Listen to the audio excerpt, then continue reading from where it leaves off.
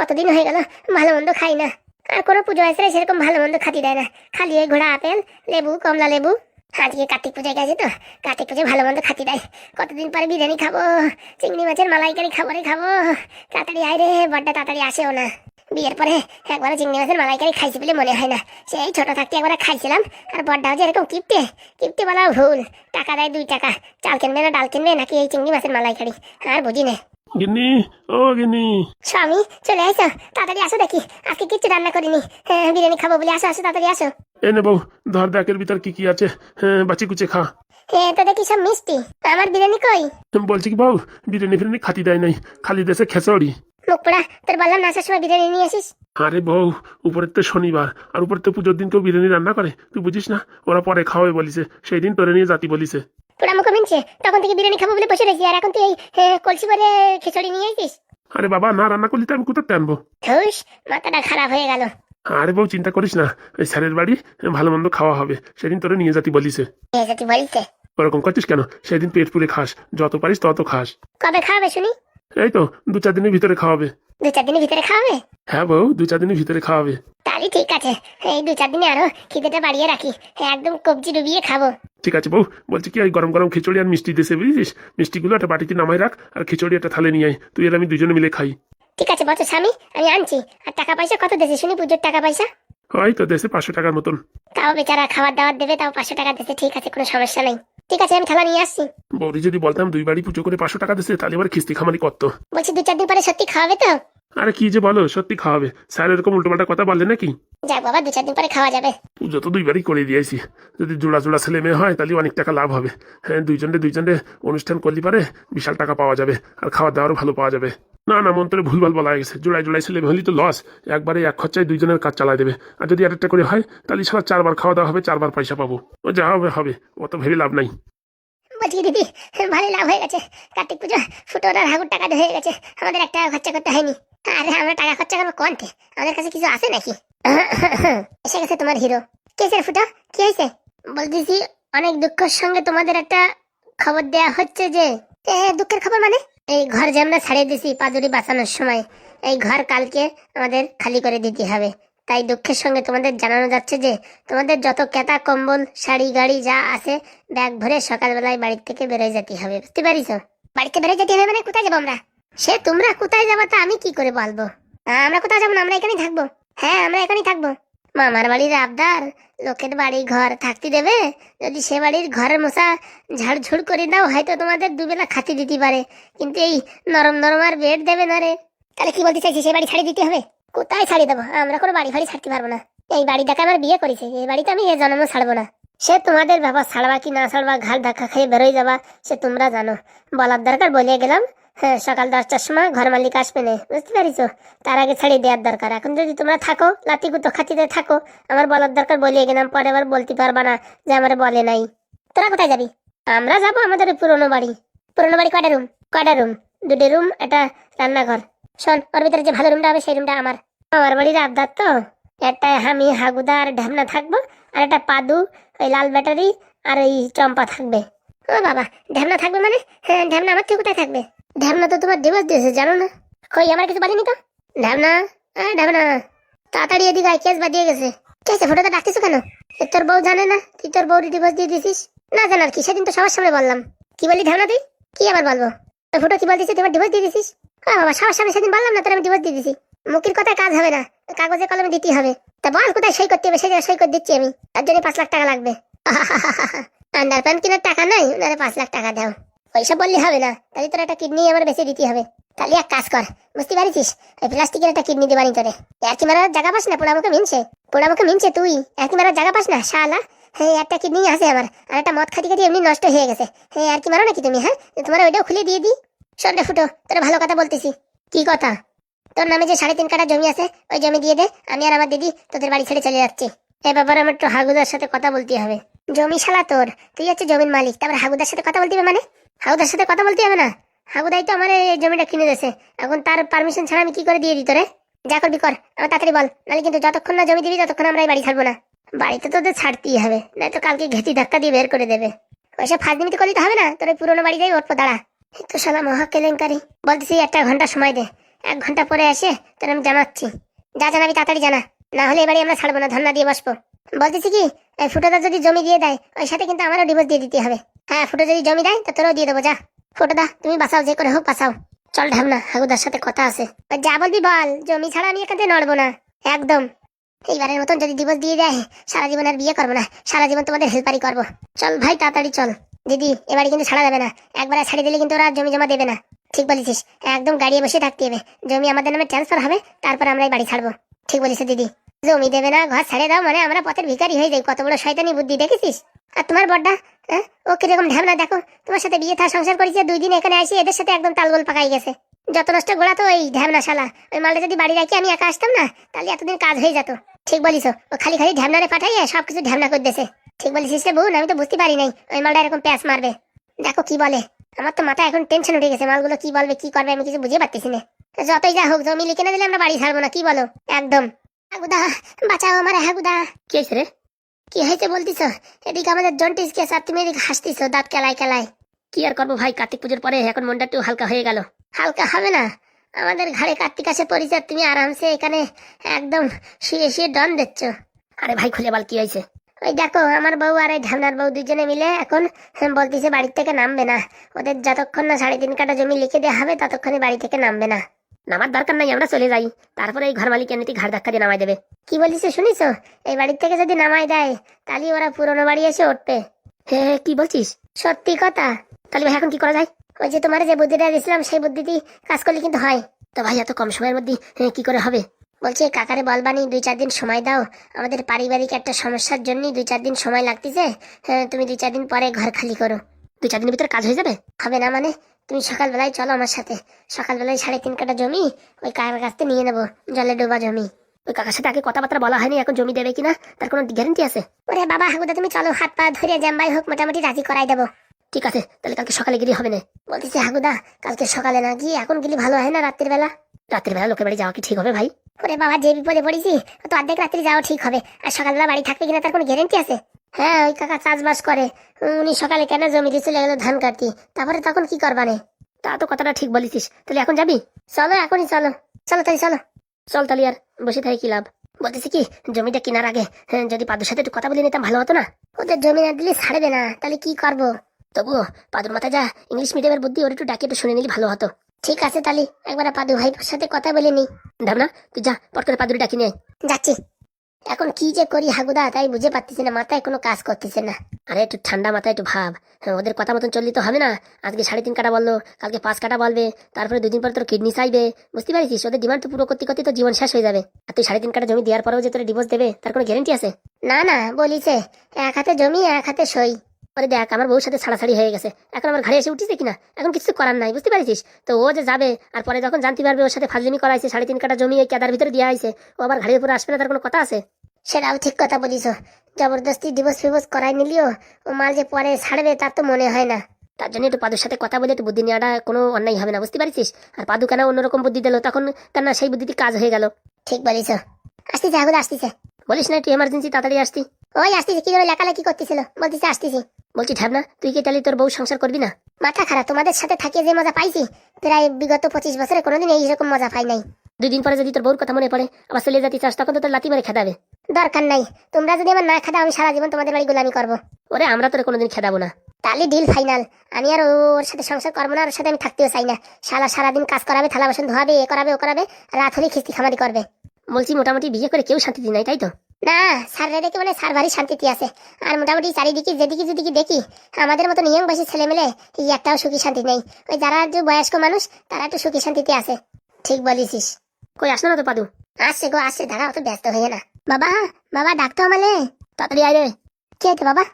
বলছি কি পাদু, আমরা তো একটা বিপদের ভিতরে আছি, তুই কি আমাদের কোনো সাহায্য করতে পারবি? কি বিপদ বলবা তো?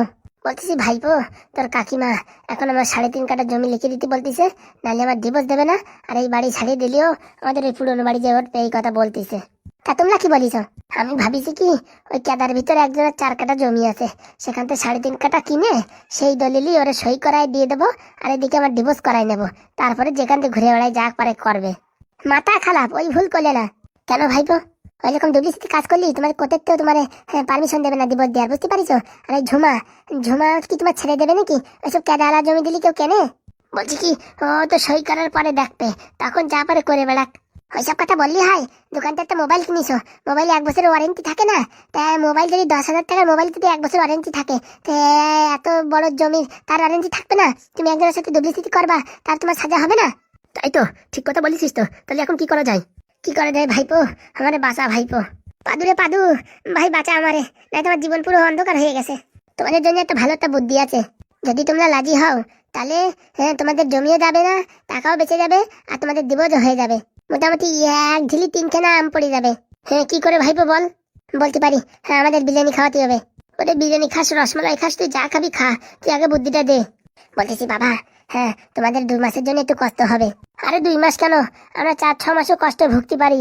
মোটামুটি ওদের যদি ডিভোর্স হয়ে যায় আমার জীবন ধন্য হয়ে যায়। তাহলে শোনো, আমার কথা শোনো, ওদের কালকে যাই বলো। কি বলবো? জমি জায়গা দিতে পারবো না, ও জমি জায়গা তো সব বন্ধক দিয়ে টাকা নিছি, তো কোথাতে দেবো? সে টাকা তো নাই। সে কথা আগেই বলিছি। কি বলিছে? ওই জমি বন্ধক ছাড়াই নেবো আমরা, তুমি খালি লিখে দাও, জমি বিক্রি করে ওই যাদের তো বন্ধকের টাকা আনিছে তারা টাকা দিয়ে সব টাকা এরা নিয়ে নেবে, তাই বলিছে। শোনো, তাহলে বলো যে জমি আমি বিক্রি করবো না, ওই জমি আমার জীবন মরণের জমি, আমি তোমার ডিভোর্স দিয়ে দিতে চাই। তুমি যদি ডিভোর্স না দাও তাহলে তোমার কিসের দরকার বলো? বলিস তো 17 লাখ টাকা লাগবে, তো অত টাকা কোথায় পাবো? বলো কি, আমরা 3 জনে কালকে আমরা সিন্টারিং কাজে চলে যাচ্ছি কেরালায়। কেরালায় যাইয়ে কাজ করে 5 বছর, তারপরে তোমার একবারে টাকা দিয়ে দেবানি। তারপরে 5 বছর পরে কি ওরা এত টাকা দেবো? মাথা খারাপ নাকি? 5 বছর তোমার জন্য অপেক্ষা করে নাকি? তুমি গেছো 2-3 মাসের ভিতরে, এখান থেকে উড়ে ওখানে কোথায় যেয়ে বসবে তার কোনো ঠিক আছে? তা ঠিক কথা বলেছিস। 5 বছর কেউ অপেক্ষা করে থাকে নাকি?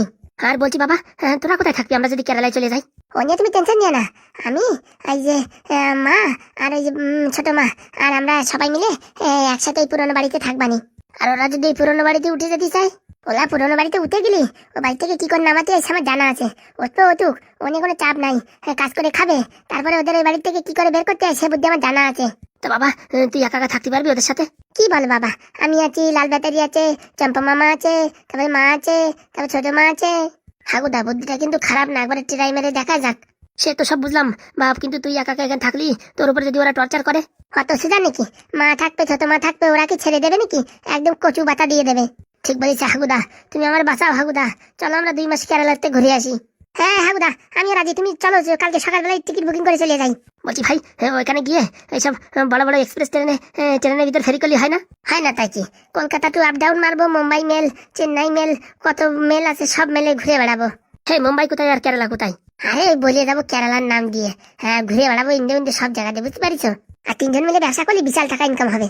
তাহলে এক রিস্ক নিয়েই নি, বুঝছো বাবা? খালি খালি ওদের টাকা দিয়ে কোনো লাভ নাই, ওদের আমার উপর ছেড়ে দাও। কি করে বাড়িতে খেদা দিয়ে এসে আমি জানি, বুঝতে পারিছো? তোমরা খালি বাড়ি থাকে না, আর দেখো পাদুর ক্যালমা দেখো। না ভাইপো, তোর উপর আমার বিশ্বাস আছে, তুই পারবি, ওদের বাড়ি থেকে তুই বের করতে পারবি। ওদের বাড়ি থেকে বের করা আমার বাতের খেল, খালি তোমরা রয়েছে বলে এতদিন তার জন্য বাড়ি থেকে বের করতে পারিনি। তোমরা চলে যাও বাড়ি থেকে, দেখো মালটারে এরকম টাইট দেবো না, ওদের জীবন মরণ এক করে দেবো। পাদু ভাইপো, তুই পারবি, তুই যে মাল, আমি জানি তুই পারবি। টাকের যদি তুই লুটে দিতে পারিস, আর তুই ওদের বাড়ি থেকে বের করতে দিতে পারবি না? হতেই পারে না, অবশ্যই তুই পারবি বের করতে।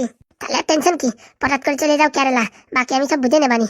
তাহলে হাগুদা, আমি আমার এই বৌরি আর এই শালির একটু বুঝে বলে দিই যে আমরা কেরালায় চলে যাচ্ছি। চলো আমিও যাই, আমার বউটারে বলে দিয়ে আসি। চল রে ঢ্যামনা চল। তাহলে কাকা ওই কথাই থাকলো, তোমরা কোনো টেনশন করো না, আমার হাতে হ্যান্ডেল করে দাও, দেখো আমি কি করি। ঠিক আছে ভাইপো। সত্যি পাদুর মাথায় যা বুদ্ধি তা বলে বোঝানো যাবে না, তো খালি খালি আমরা কেদায় পড়ে থাকা 3.5 কাঠা জমি কিনে ফেসে যেতাম। হয়েছে, বিকেলে আমাদের বিরিয়ানি খাওয়াবানি ভাইপো, খাওয়াবানি। বলছি কালনাগিনের শাকচুনির সাথে তো কথা বললাম না, ওরা কি রাজি হবে? আরে বাবা, তুমি এনে চাপ নিও না, ও চাপ আমি হ্যান্ডেল করে নেবো। তুমি খালি যাওয়ার সময় একবার বলে যাইও, বাকি আমি সব দেখে নেবানি। ঠিক আছে ভাইপো, ঠিক আছে, তুই বাঁচালি। এই শেষ বয়সে একবার কেরালাতে ঘোরাও হয়ে যাবে না। ঠিক বলিস, কোনোদিন ছাড়া আমি ট্রেনে উঠিনি, প্রথমবার উঠবো, কি শান্তি রে, কি শান্তি। ঠিক আছে আমি আছি তাহলে, আমার পড়া বাকি রয়ে গেছে। ঠিক আছে বাবা, ভালো করে পড়াশোনা কর। ও নিয়ে চাপ নিও না বাবা, আমি আসতেছি। ঠিক আছে, যা যা যা। ঝুমা, তোরে কি করে টাইট দেবো সে আমার জানা আছে। হাগুদা, এই পাদুই পারবে, বুঝতে পারিস, আমাদের এই জীবন মরণ থেকে বাঁচাতে। ঠিক বলেছিস। বলছি আমার বৌদি যাই বলি, দেখি এখন রিয়াকশন কেমন হয়। আমার তো মনে হয় কদম ফুলির মতন রিয়াকশন হবে। চল দেখি, চল চলো। বলতেছি হাগুদা, ততক্ষণে তুমি এই ব্যাপারে স্যারের সাথে একটু কথা বলো। ঠিক বলেছিস, আমি স্যারের সাথে ফোনে কথা বলছি। ঠিক আছে, আমরা ঝামেলাটা মিটিয়ে আসি। কেরালায় যাবো, কি মজা। শুনেছি কেরালায় সবাই সেন্টারিং কাজ করতে যায়। এখন তো আমি যাব মোটামুটি ওই কড়া ভাঙা বেচতে। দেখি স্যারেরে ফোন করে কি করে বলবো কেরালায় যাচ্ছি সেন্টারিং কাজে। অন্য কিছু বলতে হবে, বলবো কি কেরালায় গেছি একটা চাকরি পাইছি, LICর চাকরি। বলছি কি দিদি, দুঃখের দিন গেল বুঝেছো। কেতা কম্বল গোছাও, 3.5 কাঠা জমি আমাদের নামে। ফুটোর মুখের অবস্থা দেখে আমার যা মনে হলো আজ তো 3.5 কাঠা জমি দিয়েই দেবে। দিতে তো হবেই। এই পুরোহিত মশাই পুজো করার সময়, ওই কার্তিক পুজোর সময় বলিস না জমিগুলো আমাদের নামে হয়ে যাবে, তো এখন না হয়ে কোথায় যাবে। ঠিক বলিস দিদি, পুজো করে একদিক দিয়ে লাভই হয়েছে। জামা কাপড় গোছা, আমিও দেখি গোছাই। কালকে সকালবেলা আমার বলে ঘর ছাড়িয়ে দিতে হবে, তারপরে আমরা পুরো একদম জমি বিক্রি করে কোটিপতি। কি ভালো, ওই কয় টাকায় কোটিপতি হওয়া যায়।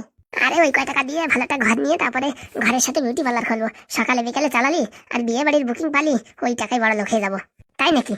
হ্যাঁ, প্রথমে একটা টোটো কিনবো, 2জন ভাড়াদার লাগাবো, তারপর আরেকটা টোটো কিনবো। এই করে করে 5টা-10টা টোটো কিনবো, টোটো চালাবো। আর সেই টোটো মানে চালাবো মানে লোক দিয়ে চালাবো, বুঝতে পেরেছিস। আর আমরা কমিশন নেবো। পুরি বাবা, তোমার মাথায় এত বুদ্ধি দিদি রাখো কোথায়? ওই তো এখন এই বালিশি রাখি, আগে তো চুল ছিল চুলির ভিতরে পেঁচাই পুষে রাখতাম, এখন তো এই বালিশি রাখতেই হয়। বলতেছি কি, আমরা যে বিউটি পার্লার খুলবো তাতে কি লোক আসবে? কেন লোক আসবে না কেন? বলছি আমাদের মাথায় তো চুল নেই, তা লোক কি করে আসবে বিউটি পার্লারে? ওইসব ফর্মাবাজি আছে, টাকা আলি সব হয়। ডুপ্লিকেট চুল লাগাই নেবো, তুই এমনি টেনশন করিস না। তুই আগে জমিটা নিজের নামে করার ব্যবস্থা কর, জমিটা আজকে দিয়েই দেবে।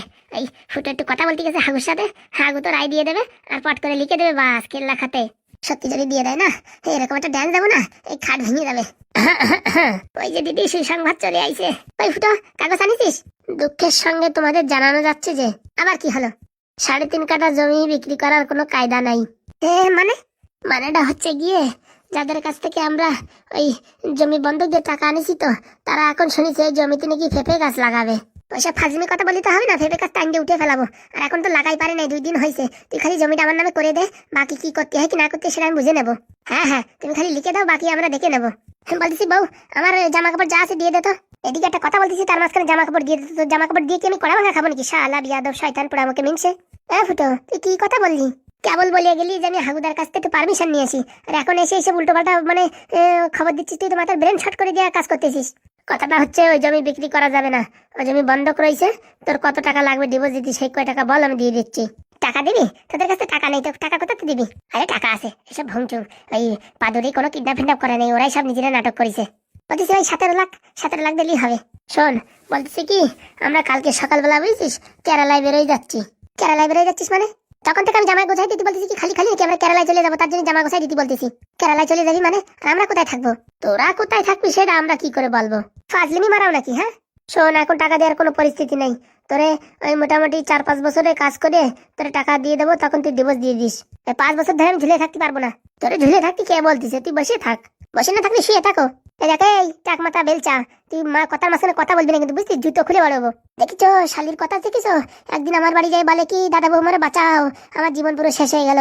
আর সেই শালি আজকে আমার বলতেছে চটি খুলে বাড়বে। এতক্ষণ একটা দিস নাই কেন? দিলি একটু হতো, আমার মনটা একটু ঠান্ডা হতো। অত সব জানি না, আমরা এখন থাকতে পারবো না। আমাদের টাকা দিয়ে তারপর তোরা যেখান যাবি সেখান যা। লরিতে চাপা খা, গাড়িতে চাপা খা, ট্রেনে চাপা খা, জেনে খাবি খা, আমাদের টাকা দিয়ে তারপরে কথা। টাকা তো গাছের ফল, বললি পারে ঢাপ ঢাপ করে পড়ে না। 5 বছরের আগে ছাড়া আমরা দিতে পারবো না টাকা। তাহলে জমি লিখে দে। জমি কি করে লিখে দেবো? জমি টাকা বন্ধক নিছি, ওই টাকা না সুদাই কি করে বিক্রি করবো? টাকা সুদানো করে ব্যাপার না, তুই খালি লিখে দে, আমরা বিক্রি করে ওনার টাকা দিয়ে সুদাই দেবো। ও লোক ভাবে মানবে না, বলছিস আমি এত টাকা দিছি, আমি 2-3 বছর জমি করে খাবো, নাহলে আমাদের লস হয়ে যাবে। তুই খালি লিখে দে, বাকি কি করতে সেটা আমি দেখ পানি। শোন, জমি ভূমি কোনো লেখালেখি যাবে না, তোর টাকা পেয়ে গেলি তো হলো। তুই 5 বছর আমার সময় দে। কথাবার্তা তো সিরি দেখেছিস, 5 বছর তুই বলছিস। 5 বছর অব্দি কি তোর অপেক্ষায় বসে থাকবো নাকি? বসে থাকবো কিসের জন্য? অন্যটা বিয়ে কর, তোর টাকা দিয়ে দিলি তো হলো নাকি? ও বাবা, আমি যদি অন্য করে বিয়ে করি তখন কি টাকা দিবি? দেবো মানে? আমার কথা ইস কথা, তুই বিয়ে তো কর, তোর টাকা সব দিয়ে দেবো তোর শ্বশুর বাড়ি যাইয়ে। এসব হচ্ছে মিথ্যে কথা, বুঝতে পারছিস? তোরা এই রাস্তাতে ক্লিয়ার করার জন্য এসব উল্টোপাল্টা কথা বলতিছে। আর এরা কেরালাও যাবে না, কেরালা যাওয়ার দম আছে, ওখানে যে সিন্টারিং কাজ করতে হয়। এদের যে হারকুলাস বডি, মাথায় একটা সিমেন্টের বস্তা উঠে দিলি, পিছন দিয়ে ফটফট করে হেঁকে দেবে না। এ দেখো, মুখ সামলে কথা বলবা, বুঝতে পারিস? ঘরে বসে খালি ডায়লগই মারা যায়, জীবনে কোনদিন উঁচু করে দিয়েছে সিমেন্টের বস্তা? সেই কথা তো আমি বলতেছি। খালি মেম্বারের ভিতরে ঘুরেছিস, কোনদিন মাথায় 2 ইট উঠেছিস? দেখো 2 ইটের কি ওজন, পুরো আমাকে মিনছে। কেরালায় যাবে, দেখিস কেন কালকে যাই কিনা, দেখ পানি। অত শত জানি না, তুই যদি কেরালায় যাস আমার ওই বাড়ি আগে সেট করে দিয়ে যাবি। আমি এসবের ভিতর নাই, সকালবেলা আমরা কেরালায় চলে যাচ্ছি। তাই পাদুয়ারা কোথায় থাকবে? ও যেখানে থাকে থাকি বেড়াকে, ওইসব ব্যাপারে আমরা জানি না। আমাদের এখন টাকা পয়সা নাই, তাই আমরা কেরালায় যাচ্ছি কাজ করতে। দেখ রে ফুটো, আমার সাথে ফাজলামি করবি না কিন্তু, বুঝতে পারছিস? তোর সব ফুটো কিন্তু বন্ধ করে দেবো। এত পাচল পাচল করে না, তোমার জানানোর দরকার জানালাম, তোমার কাছে আমি রায় নিতে আসি নাই, বুঝতে পারিস? একদম ঠিক কথা বলিস, তোদেরকে আমি ছাড়বো না, দাঁড়া। ও ছাড়াছাড়ি পরের কথা, সকালে চলে যাচ্ছি আমরা কেরালায়। বউ আমার একটা পুরোনো একটা লুঙ্গি আছে আর দুটি দেখ স্যান্ডো কিনছে, দে তো দেখি। তুই আমার চোখের সামনে দূর হ শালা। এই ঘরের তো পুরো মাথা সব ঠিক করে গেছে, জমির পানি সোনার দিকেছে, ওইখানে যে কি হলো তার কে জানে। আমার তো মনে হয় এদের বুদ্ধি না, ওই শালা 1.5 ফুটে মাল আছে না, ওই পাদুর বুদ্ধি মনে হয়। শালি তুই এসব হাবিজাবি কথা কোথায় পাস? হ্যাঁ হাবিজাবি কথা না, তোদের মাথার বুদ্ধির কাজ না এসব, এসব হচ্ছে ওই পাদুর বুদ্ধি। আমি যতদূর জানি ওই শালা পোত পাকার কাজ এসব। চল ভাই এখানে থাকা যাচ্ছে না, সত্যি বলছে এখানে থাকা যাচ্ছে না, কিরকম একটা হাগু হাগু গন্ধ বেরোচ্ছে। ফুটোর বাচ্চা জমি লিখে না দিয়ে গেলি, দেখ তোর কি করি। এই যা পারার করে নে। হে দিদি, হ্যাঁ এখন কি করবো আমরা? হ্যাঁ আমাদের তো ভীষণ বিপদ, তাই তো দেখতেছি এখন কি করি। একটা উপায় বের করে দিদি, একটা উপায় বের কর। দেখতেছি রে বোন, দেখতেছি কি করা যায়। সকাল যদি এরা কেরালায় চলে যায়, তো যদি জমিও গেল, স্বামীও গেল, ঘরও গেল, তাহলে তো আমরা পথের ভিখারি হয়ে গেলাম। কিছুটা করতে হবে বোন, কিছুটা করতে হবে। যে করেই হোক এদের কেরালা যাওয়া বন্ধ করতে হবে। ঠিক বলেছিস, বুদ্ধি খাটা, মাথায় বুদ্ধি খাটা। তুমি একটু খাটাও দিদি, আমার এখন মাথায় বুদ্ধি কাজ করতেছে না। কি যে করি রে, কি যে করি কিছু বুঝে পাচ্ছি না। সব প্ল্যানিং ফেস্তাই গেল ওই শালা 1.5 ফুটে পোত পাকা মালের জন্য। কি যেন বলি, পাদু নাকি? হ্যাঁ ওই শালা হারামজাদার এত বুদ্ধি আসে কোথাতে? ওটা আর বলে না, ওটা বিশ্ব পাকা। ওর মাথায় যে কম্পিউটারের মতন বুদ্ধি কোথাতে আসে তা কে জানে। বুদ্ধি বের কর বোন, বুদ্ধি বের কর। তুমি বের করো দিদি, তুমি বের করো। দাঁড়া কিছু একটা ভাবতে দে।